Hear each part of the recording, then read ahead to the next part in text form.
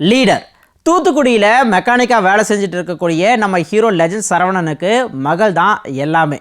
இந்த நிலையில் தூத்துக்குடி துறைமுகத்தில் சட்டத்துக்கு புறம்பான செயல்களில் ஈடுபட்டு வரக்கூடிய ஒரு ரவுடி கும்பலை பிடிக்கிறதுக்காக இன்ஸ்பெக்டர் ஆண்ட்ரியா முயற்சி செஞ்சுட்டு இருக்காங்க.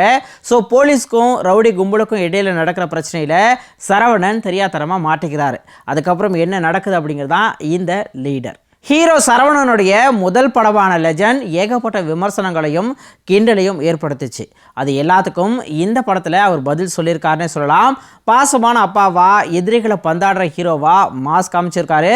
அதுவும் ஆக்ஷன் காட்சிகளில் கலக்கியிருக்காரு.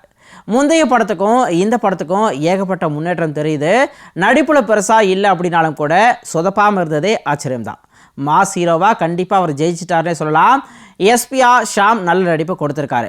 அதே மாதிரி ஆண்ட்ரியாவும் தன்னுடைய வேலையை கச்சிதமாக பண்ணியிருக்காங்க. வில்லன் சந்தோஷ் பிரதாஸ் நடிப்பும் அவர் சம்பந்தமான ட்விஸ்ட்டும் சூப்பர். விடிவி கணேஷ், அம்ரிதா ஐயர், ஐஸ்வர்யான்னு எல்லாரும் படத்துக்கு உறுதுணையாக இருந்திருக்காங்க.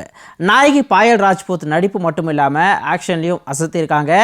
வெங்கடேஷுடைய ஒளிப்பதிவு ஹாலிவுட் தரத்தில் இருக்குது. அதுவும் ஆக்ஷன் காட்சிகளில் கிளைமேக்ஸில் வர ரைட் சண்டையும் பயங்கரமாக இருக்குது. பிரதீப் ராகவோடைய எடிட்டிங் கச்சிதம். ஜிப்ரான் இசையில் பாடல்கள் ஓகே ரகம் தான், ஆனால் பின்னணி இசையில் அதகலம் பண்ணியிருக்காரு. இயக்குனர் துரை செந்தில்குமார் ஒரு முன்னணி நடிகரை வச்சு எடுக்க வேண்டிய படத்தை சரவணனை வச்சு எடுத்திருக்காரு.